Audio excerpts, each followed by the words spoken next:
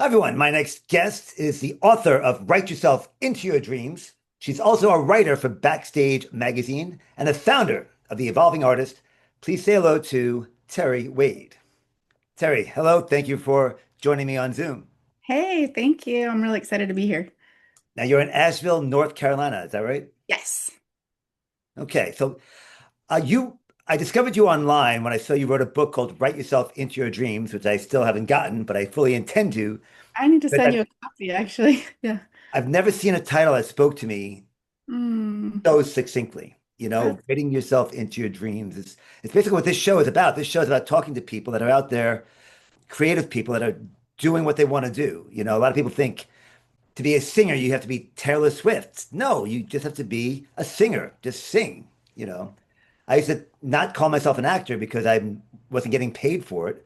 I mm, realized, no, I'm performing in front of an audience and their reactions are genuine. That's acting. yes. 1,000%. Yeah. So tell me about the book. Um, well, first I want to speak to what you just said because in the book The Atomic Habits, I know this is supposed to be about my book, but he talks about when you want to change habits, like what's most important is what you identify as. Like you have to identify as the person who's going to have those habits. So I see that so often where writers won't call themselves a writer, actors won't call themselves an actor, but it's like we're the ones who determine who we are. And once we own that label, then we can do anything. And I think I used to struggle with that because I wanted to be an author, and I wanted to be a writer for like ever since first grade, I think. Oh, wow. And one day I was dreaming about becoming a writer, one day an author, and helping a lot of people. And I noticed my mind being brought back to scenes from my childhood because I had an abusive childhood. And it was like my mind was telling me, that's nice that you want to be an author and all, but this is who you are, Hmm. and people like you don't get to have that. And I watched this play out in my mind and I was like, oh, maybe I have a story problem. Maybe I have a history problem. The way I'm looking at my history is preventing me from realizing my dreams, the way I'm perceiving what's happened in my past.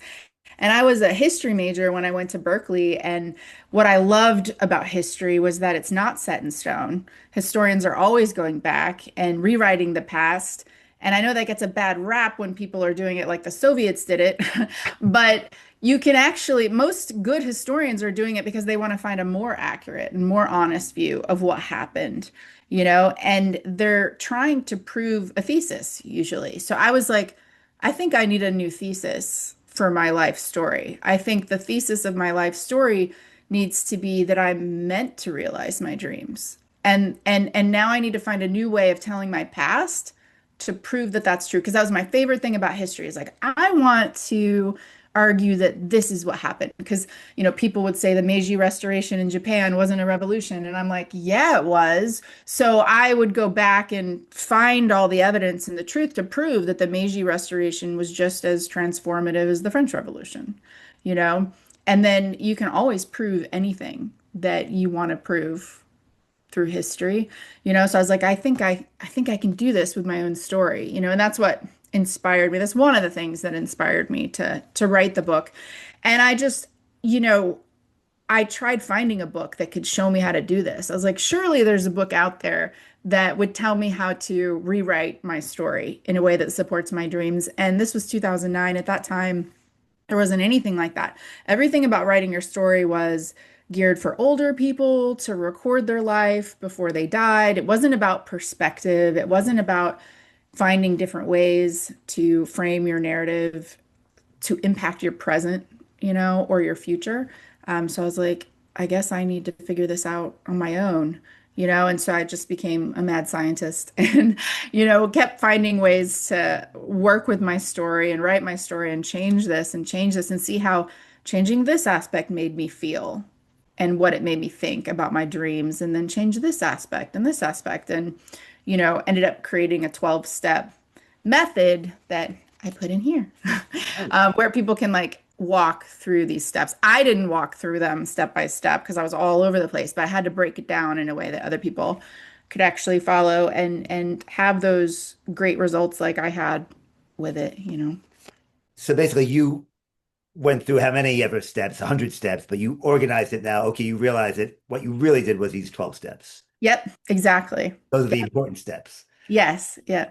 That's an amazing thing, Terry. I mean, I struggle with my inner voices. Like I just said, I have an inner voice telling me I'm not an actor, I'm not a writer, I'm not a comedian, and it's training that inner voice to say no, or arguing with that inner voice is the Yeah. hard part. So what's really crazy about this, and I wasn't sure that it would have this impact on others when I was just doing it for myself. But what I noticed is because I had also been doing mindset repatterning coaching for years and working on those inner voices and stuff like that, and I'd made some progress with that. But then I saw this bigger block, like it was a larger issue. It was like there was this field of your story that's kind of surrounding you, and you're seeing everything through the lens of this story, and you can't just repattern an aspect of what's in your mind. It's like everything that pops up into your mind is coming from this story. Hmm. You know, all of your thoughts emanate from this larger narrative, and you'll only let yourself think a thought that isn't in alignment with this narrative that you're carrying, that most of us aren't even aware of everything that's in it, you know, for a certain period of time, and you'll snap back. Like it's your set point, and it's going to keep dominating what your thoughts are.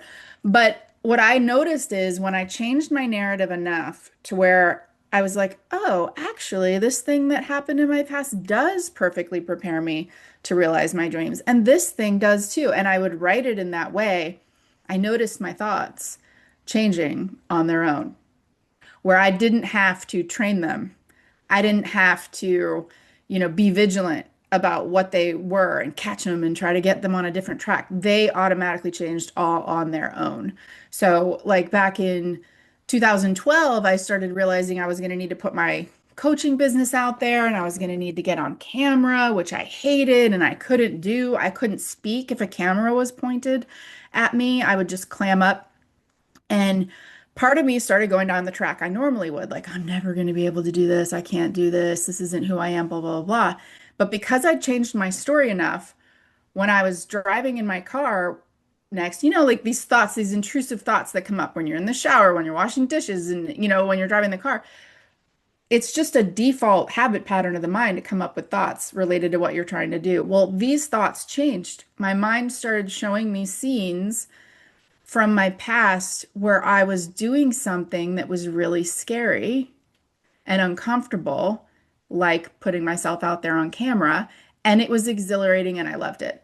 Like I used to ride motocross for a while, and that was really terrifying and scary, but it was exhilarating and fun. I used to ride horses. I traveled, you know, around the world to third world countries by myself, you know, and it was scary, but it was exhilarating and fun. And my brain was showing me these things from my actual history to give me the evidence that I needed to realize that I could put my business out there. You know what I mean? Instead of showing me all the reasons I couldn't, like it always had in the past. And I remember I was like, what is happening? Like this hasn't happened before. And then my clients have told me all the time that the same thing happens to them, you know? Like this actress was telling me that, you know, whenever she's talking to a friend who's booked something big and she just gets bitter and resentful and feels like, oh, other people can have this and not me. She rewrote her story and then she told me how she was on a walk with a friend and they were telling her about something that they booked and she was just genuinely feeling excited for them and being like, oh yeah, well that's happening for me too. Or like, you know, the thought pattern changed and she was like, what? That's crazy. And I've heard it again and again and again. It's really if you want to change those thoughts in your head, you have to find the story that's underlying them and change that. And then you don't have to fight with yourself all the time.